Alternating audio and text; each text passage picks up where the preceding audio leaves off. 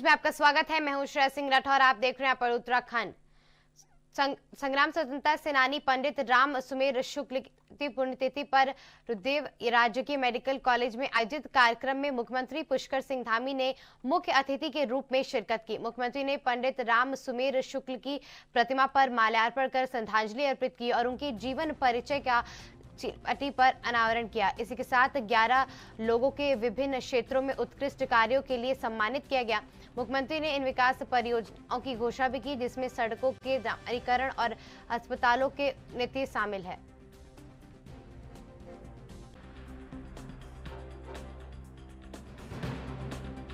क्या कुछ कहेंगे इस कार्यक्रम के लिए? सबसे पहले तो आज देश की आज़ादी के लिए अपने को समर्पित करने वाले महान स्वतंत्रता संग्राम सेनानी पंडित राम सुमेर शुक्ल जी को अपनी भावांजलि अर्पित करता हूँ। उनके इस दिवस पर उनका स्मरण करता हूँ और उन्होंने जो देश की आज़ादी के समय इस तराई को बसाते समय जो सपने देखे थे, उन सपनों को आज हमारी सरकार साकार कर रही है। ये मेडिकल कॉलेज उन्हीं के नाम से आगे बढ़ रहा है। अनेक सुविधाएं इसमें बनाई जा रही हैं। यहीं बगल में एम्स बनाया जा रहा है, एम्स का सैटेलाइट सेंटर बनाया जा रहा है। अनेक जो सड़कों के काम हैं वो आगे बढ़ाए जा रहे हैं। पंतनगर में इंटरनेशनल एयरपोर्ट बनाया जा रहा है। एक एक सीमांत क्षेत्र तक हमारी सरकार पहुंचे, हमारी सुविधाएं पहुंचे, हमारे किसान भाइयों को फायदा हो, उनके लिए सभी सुविधाएं हों। अभी गन्ने के रेट में 30 रुपये प्रति क्विंटल बढ़ाने के पीछे भी यही उद्देश्य है कि जो किसान हमारी गन्ना की उपज करते हैं उनके मन में कहीं कोई संदेह न रहे, किसी प्रकार की शंका न रहे कि उनकी तोल ठीक से होगी कि नहीं, मूल्य ठीक से मिलेगा कि नहीं मिलेगा। मिले भारतीय राष्ट्रीय कांग्रेस ने देहरादून के संविधान बचाओ लोकतंत्र बचाओ अभियान के तहत प्रदेश स्तरीय सम्मेलन का आयोजन किया। इसका मुख्य उद्देश्य संविधान की रक्षा, सामाजिक आर्थिक न्याय, लोकतंत्र संस्थाओं को मजबूत करना और भाजपा सरकार पर संविधान को कमजोर करने का आरोप लगाना है। राहुल गांधी और अन्य नेताओं के नेतृत्व में यह अभियान रैली और जन कल्याण के रूप में चलाया जा रहा है। कांग्रेस का दावा है कि केंद्र सरकार संवैधानिक संस्थाओं का राजनीतिकरण कर रही है। लोकतंत्र बचाओ, संविधान बचेगा, लोकतंत्र बचेगा। लोकतंत्र बचेगा, वोट का अधिकार, जो एक वोट का अधिकार हमारे जीवन में इतना बड़ा परिवर्तन लाया है, वो अधिकार बचेगा। तो इसलिए जो आज की गोष्ठी है, ये सम्मेलन है, बहुत महत्वपूर्ण है और इसमें बहुत बुनियादी बातें उठ करके सामने आई है। मैं सम्मेलन के आयोजकों को बहुत बधाई देना चाहता हूं और राजेंद्र जी को बहुत धन्यवाद देना चाहता हूं। उन्होंने इतिहास के कुछ महत्वपूर्ण पन्नों का उल्लेख करके जो है हम सबकी आंखें खोलने का काम किया और वो महत्वपूर्ण किस तरीके से ये महत्वपूर्ण दस्तावेज जो आज हम सबके लिए एक प्रकाश स्तंभ है वो अस्तित्व में आ पाया, उसका इतिहास उन्होंने लोगों के सामने वर्णित किया। देहरादून में आबकारी विभाग ने अवैध शराब के बड़े नेटवर्क का पर्दाफाश किया। काली रोड पर कार्रवाई के दौरान 10 पेटी शराब बरामद किए गए, जिस पर आर्मी के नाम का नकली लेबल ऑफ और सेल डिफेंस का फर्जी टैग लगा हुआ था। आगे की जांच अरुदी में एक गोदाम में 13 पेटी शराब मिला। सभी पर वही नकली लेबल थे। इस शराब के महंगे दामों में शादी और पार्टियों में बेचा जा रहा था। वकील अहमद को गिरफ्तार किया गया, जबकि बाकी नेटवर्क तस्करों को तलाश जारी है। देखिए, कल रात को हम लोगों को एक लीड मिली थी कि कामली रोड की तरफ एक इस तरीके की शराब बेची जा रही है जिसमें आर्मी का लेबल लगा हुआ है, लेकिन एक्चुअल में आर्मी का भी नहीं है और उत्तराखंड की भी शराब नहीं है। तो हमने उस पर मौके पे जब हम गए तो हमें वहाँ पे भी 10 पेटी के करीब शराब मिली जिसमें आर्मी के लेबल लगे हुए थे। तो उससे हमें लीड मिली कि यहाँ पे भी कुछ हो सकता है, लेकिन रात का समय था तो इतना प्रॉपर कार्रवाई नहीं हो पाई। तो सुबह सुबह जब हम लोग यहाँ पे आए तो इस मकान में गोदाम बना हुआ है जिसमें लगभग 13 पेटियाँ हमें यहाँ पे बरामद हुई और सब में आर्मी के लेबल लगे हुए हैं और for sale in defence only का लेबल लगा हुआ है, लेकिन एक्चुअल में वो है नहीं, वो नकली लेबल लगाए गए हैं लोगों के द्वारा। आपको लगता है कि बड़ा कोई लिंक है, क्योंकि आपने बताया कि कामनी रोड में भी इस तरह का था और इसके बाद यहाँ भी, आपको लगता है कि कोई बड़ा इसमें शामिल है क्या? जी, बड़ा ये एक पहले भी हमने इस तरीके की कार्रवाई की थी और पहले भी इसमें हमने जो आर्मी के लेबल लगे हुए हैं वो भी शराब पकड़ी थी। तो एक सिंडिकेट बना हुआ है, ये लोग बाहर से शराब मंगा रहे हैं और उसमें लेबल लगा के मंगा रहे हैं। पहले जो हमने पकड़ा था तो लेबल वो लोग यहीं पे चिपका रहे थे, लेकिन अब जो ये लोग बता रहे हैं कि बाहर से ही लेबल लग के आ रहे हैं जिसमें for sale in defence only and Uttarakhand का भी लिखा हुआ है। तो नकली लेबल लगा के फिर यहाँ पे लोगों को भ्रमित करके ये बताते हैं कि ये आर्मी की शराब है, शादियों राजधानी देहरादून में बिना लाइसेंस बिना कागज वाले विक्रम मालिकों पर आरटीओ विभाग ने सख्त कार्यवाही करेगी। आरटीओ अधीक्षक संदीप सैनी ने बताया कि इस अभियान की शुरुआत देहरादून के ग्राउंड से की जाएगी। अभियान के तहत 510 विक्रम की चेकिंग की जाएगी और विक्रम यूनियन को समय दिया जाएगा ताकि वो अपने विक्रम का कागज पूरा कर सके। महिला रक्षा के ध्यान रखते हुए ये अभियान शुरू किया जा रहा है। इसमें हमने ये सोचा है कि एक सत्यापन अभियान चलाया जाएगा जिसमें लगभग हमारे जो शहर के 510 के आसपास जो विक्रम्स हैं इनकी गाड़ी की कंडीशंस देखी जाएगी, वाहन मालिकों का और ड्राइवर्स का दोनों का सत्यापन किया जाएगा। इसमें हमारी पुलिस से वार्ता हो गई है, एक ऑफिसर वहाँ से डिप्यूट होगा, एक हमारी टीम यहाँ से डिप्यूट होगी और हम रेंजर्स ग्राउंड में हमारे जहाँ पर गाड़ियों को आजकल हम सीज कर रहे हैं तो हमारे पास पर्याप्त स्थान है, तो हम 8 से 10 दिन का समय लेते हुए इन सभी विक्रम चालकों का हम सत्यापन करेंगे और जो भौतिक स्थिति होगी हमारे विक्रम की तो वो हमारे जो आरआई टेक्निकल होते हैं वो भी मौजूद रहेंगे वहाँ पर, एक ही हम ड्यूटी लगाएंगे। वो गाड़ी की कंडीशन भी देखेंगे, लाइट चल रही है नहीं चल रही, इंडिकेटर्स हैं कि नहीं है, या उन्होंने आगे जाल तो नहीं लगा रखा है, तो गाड़ी की कंडीशन भी चेक हो जाएगी और ड्राइवर का जो है वेरिफिकेशन भी हो जाएगा। क्योंकि कई बार शिकायतें ये आ रही हैं ड्राइवर के पास लाइसेंस नहीं है, मालिक ने किसी भी ऐसे ड्राइवर को दे दिया है जो दक्ष नहीं है और व्यवहार अच्छा नहीं है या कुछ नशा अगर वो करता है, तो वो बहुत सारी चीजें जो वेरिफिकेशन जब होता है जो ऐसे एंटी एलिमेंट से कोई एंटी चीजें होती हैं वो उसमें। हल्द्वानी में बस अस्पताल में लंबे समय से बंद पड़ा आईसीयू फिर से शुरू हो गया है। यह आईसीयू पिछले 4 साल से बंद था, लेकिन स्वास्थ्य मंत्री धन सिंह रावत के निर्देश पर 5 दिसंबर तक खोलने का लक्ष्य तय किया गया है। 2 करोड़ रुपए की लागत से तैयार इस आधुनिक आईसीयू का उद्घाटन जिलाधिकारी ललित मोहन रयाल और जन प्रतिनिधियों ने किया। इस हल्द्वानी में आसपास से गंभीर मरीजों को अब हायर सिटी पर निर्भर नहीं होना पड़ेगा।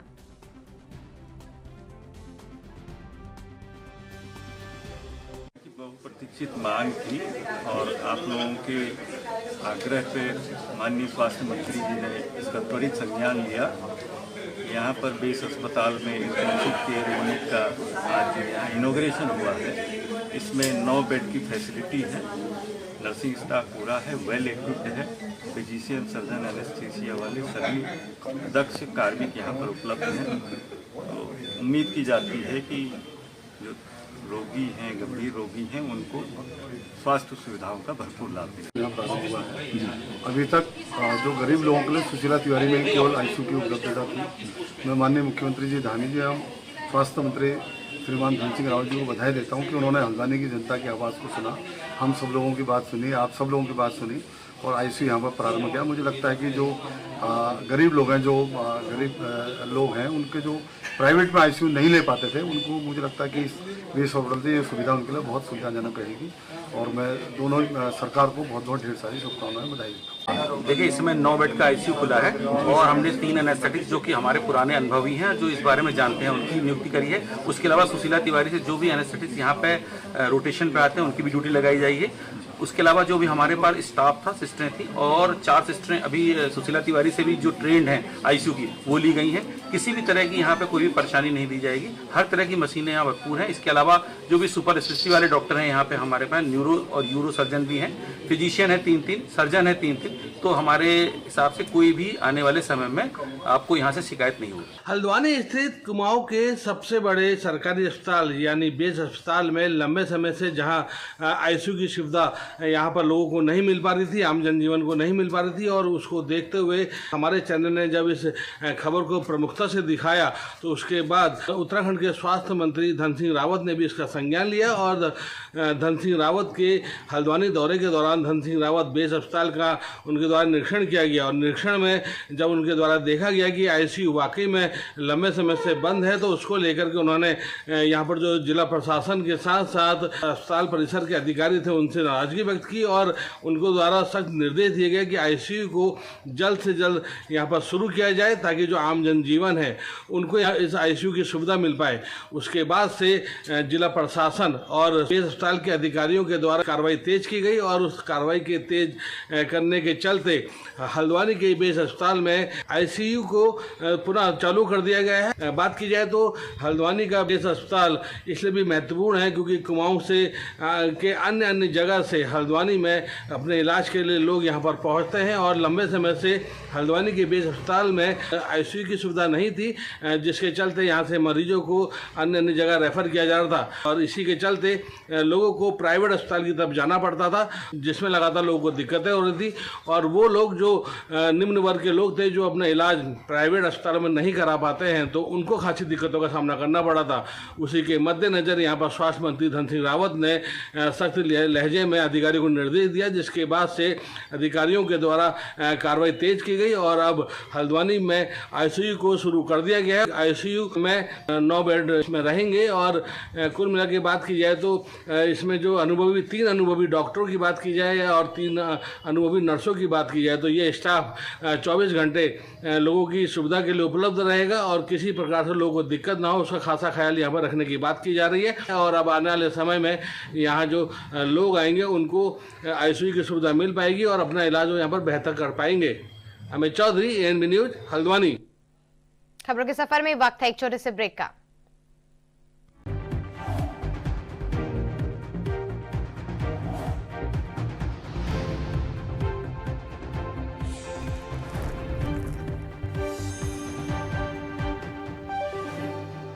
का स्वागत है। देहरादून स्मार्ट सिटी जरूर है, लेकिन वहां की जनता स्मार्ट नहीं बन पा रही है। इसका उदाहरण शहर में फैले हुआ कचरा है। नगर निगम में मुख्य नगर स्वास्थ्य अधिकारी का कहना है कि हमें लोगों को जागरूक करने के प्रयास कर रहे हैं। कूड़ा फेंकने के द्वारा पकड़े जाने वाले पर जुर्माना लगाया जाएगा। इसके साथ ही नगर निगम की टीम सफाई व्यवस्था को बेहतर बनाने में जुटी हुई है, लेकिन जनता का सहयोग जरूरी है ताकि शहर को स्वच्छ और स्मार्ट बनाया जा सके।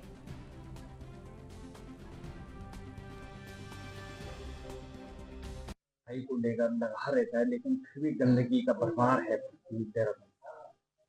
देखिए, कई जगहों पर शिकायतें प्राप्त होती हैं जिस पर नियमानुसार कार्रवाई की जाती है। लोगों को जो है अलग अलग माध्यम से शिक्षित भी किया जा रहा है कि स्वच्छता ही हम लोगों के आगे लेके जा सकती है, तथा ये व्यक्तिगत सुधार जो है जब तक लोगों के अंदर नहीं आएगा तब तक इस प्रकार की पुनरावृत्ति की अपेक्षा जो है करना जो है वो हम लोगों के लिए भी बड़ा एक सरदर्द बनता जा रहा है कि किस तरीके से लोगों के अंदर सुधार लाया जाए, क्योंकि लोग मानते नहीं है और फिर जब मानते नहीं है तो चालानी कार्रवाई अमल में लाई जाती है।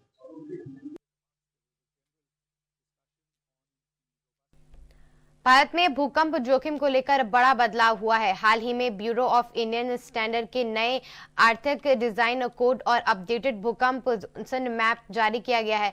इस पर मानचित्र में पूरे हिमाचल क्षेत्र को जोन 6 में रखा गया है, जो सबसे अधिक खतरे वाला क्षेत्र है।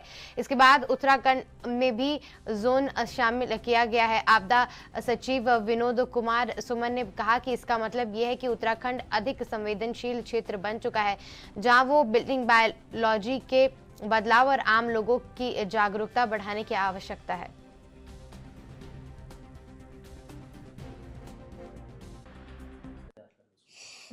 देखिए, जो पहले पूरे देश को 5 जोन में बांटा गया था, उत्तराखंड का कुछ एरिया जोन 4 में और कुछ एरिया जोन 5 में था। अभी पूरे उत्तराखंड को जोन 6 में लाया गया है।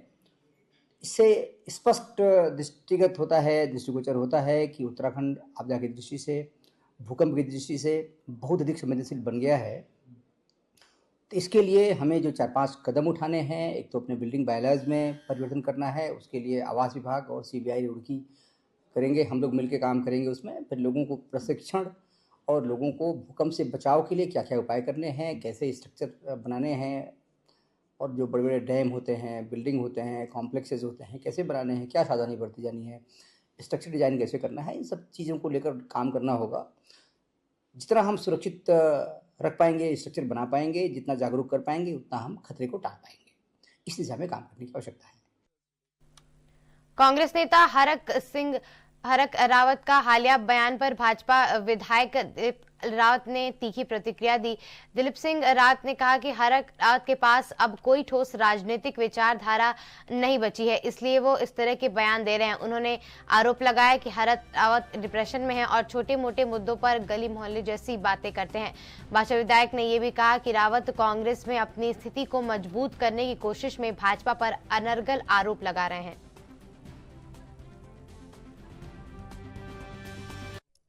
देखिए, मैं समझता हूँ कि हरक सिंह जी इस समय डिप्रेशन में हैं और आप ये समझ लें कि उनके पास राजनीतिक मुद्दे नहीं हैं, राजनीतिक बातें नहीं हैं।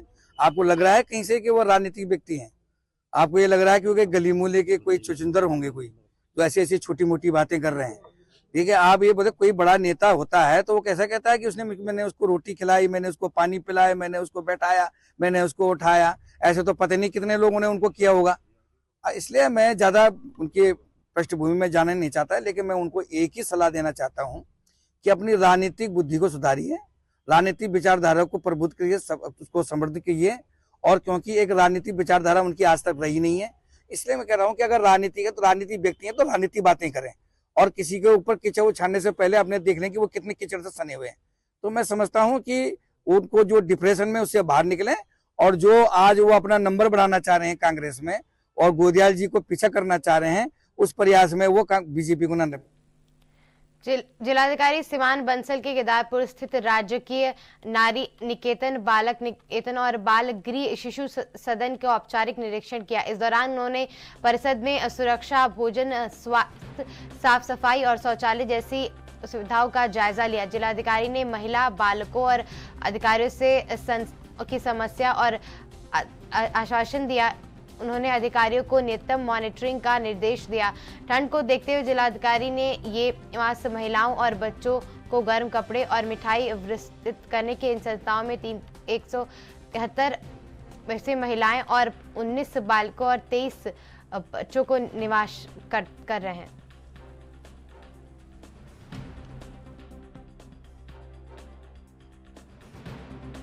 सर, भोजन की गुणवत्ता किस तरह की है और इसके लिए सर आपने क्या कुछ खास निर्देश दिए?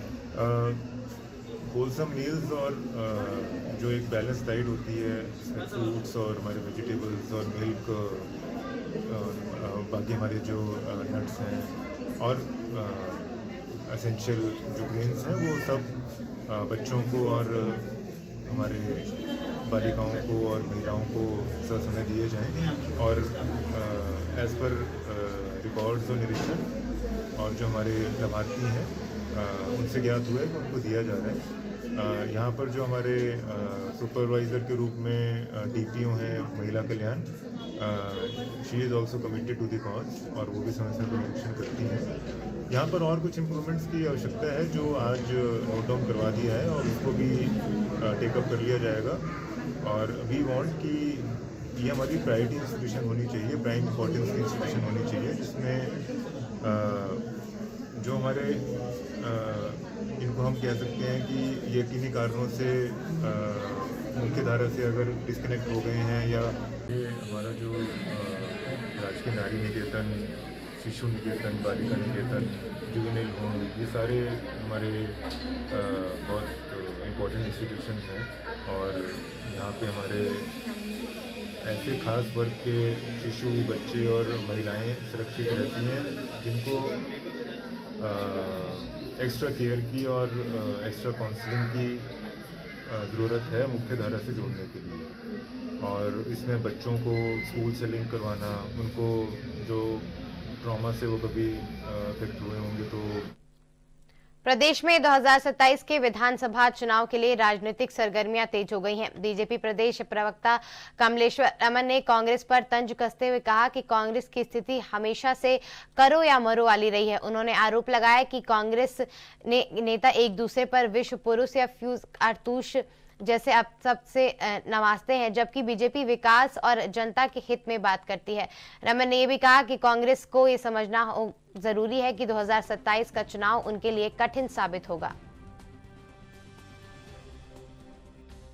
देखिए, कांग्रेस के लिए तो हमेशा से करो या मरो की स्थिति ही रही है, क्योंकि करो मरो इसलिए है क्योंकि उनके अपने नेता ही एक दूसरे के साथ करो और मरो की स्थिति पैदा करने लगते हैं, एक दूसरे को विष पुरुष बताने लगते हैं, एक दूसरे को फ्यूज कारतूस बताने लगते हैं, उजियाड़ू बल्द बताने लगते हैं। तो ये करो और मरो की स्थिति केवल कांग्रेस के लिए, कांग्रेस के कार्यकर्ताओं के लिए है।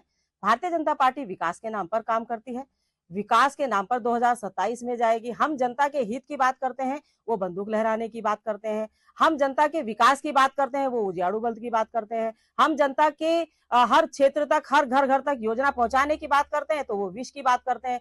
तो आप खुद ही समझ सकते हैं कि 2027 कांग्रेस के लिए कितना कठिन होने वाला है। पहले तो वो अपने परिवार के जितने भी लोग हैं उनसे पार पाले, उसके बाद 2027 के बारे में सोचे। भारत निर्वाचन आयोग के दिशा निर्देश के बाद उत्तराखंड में प्री एसआईआर गतिविधियां शुरू हो गई हैं। इस चरण में विशेष गहन पुनरीक्षण की तैयारी की जा रही है ताकि मतदाताओं को कोई असुविधा ना हो। मुख्य निर्वाचन अधिकारी डॉक्टर आरसी पुरुषोत्तम ने बताया कि पहले चरण में बिहार और दूसरे चरण में 12 अन्य राज्यों में एसआईआर प्रक्रिया चल रही है। उन्होंने प्रदेश के राजनीतिक दलों से बूथ लेवल एजेंट यानी बीएलए नियुक्त करने की अपील की। तो इसमें ये मैं बताना चाहूँगा, इसलिए हम अभी से तैयारी किया है क्योंकि उस टाइम पे हमको थोड़ा टाइम जो भी मिलेगा उससे अच्छा है कि हम अभी से तैयारी कर लें। अभी हमने अभियान शुरू किया है कि हर रोज़ एक पन्ना मतलब लगभग 30 वोटर से हर रोज़ संपर्क करेगी बीएलओ, ठीक है, which is very easily doable. एक पन्ने में 30 वोटर्स होता है। ऐसा करने से हमारा 1 महीने में वो बीएलओ सारी वोटर से संपर्क कर सकती है। बस इसमें मेन यही देखना है कि हमारा वोटर यहाँ पर उपस्थित है या नहीं, क्या हुआ है। मोबाइल पे ही आज की तारीख में तो कोई कागज़ तो लेना नहीं किसी से, ठीक है। बस ये अभियान जब शुरू होगा उस समय ये नाम कुछ पैनिक टाइप की सिचुएशन ना बचे, इसलिए हमने अभी से बोला है कि भाई आप आपकी उनसे बात कर लीजिएगा। आपकी शिफ्टेड वोटर्स मेन क्या होता है, जैसा हमारा मसूदा जी का एग्जाम्पल लेते हैं, पहले टेरी में रहते थे 2003 में, अब यहाँ देहरादून में काम कर रहे हैं, मान लीजिए वहाँ पर वोटर लिस्ट में नाम है। एसआईआर प्लान प्रारंभ करने की तैयारियाँ शुरू हो गई हैं। उसी दिशा में हम लोगों ने भी अपने राज्य स्तर पर कार्यवाही प्रारंभ कर दिया है। वर्तमान में हमारे 11,733 पोलिंग स्टेशंस हैं और प्रत्येक बूथ पर एक बीएलओ का नियुक्ति हम लोगों ने पूर्ण कर लिया है। इसके साथ में हम बताना चाह रहे थे कि जैसा कि आप देख सकते हैं कि जो एसआईआर की गतिविधि होती है, विशेष सघन पुनरीक्षण, तो इस स्पेशल इंटेंसिव रिवीजन में पहली बार नहीं हो रही है। इसमें 2052 से लेकर 2003 तक कई बार ये इंटेंसिव रिवीजन हुआ है और शुरुआती सालों में हर 5 साल में रिवीजन होता रहा। बीच के सालों में 2003 के बाद में हमारे राज्य में स्पेशल इंटेंसिव रिवीजन नहीं हुआ है, तो एक लंबा अवधि बीत जाने की वजह से एसआईआर करने का आवश्यकता पर निर्वाचन आयोग के द्वारा जो है कार्रवाई करने के निर्देश दिए गए थे। उसी दिशा में हम लोगों ने अभी कार्रवाई प्रारंभ किया हुआ है।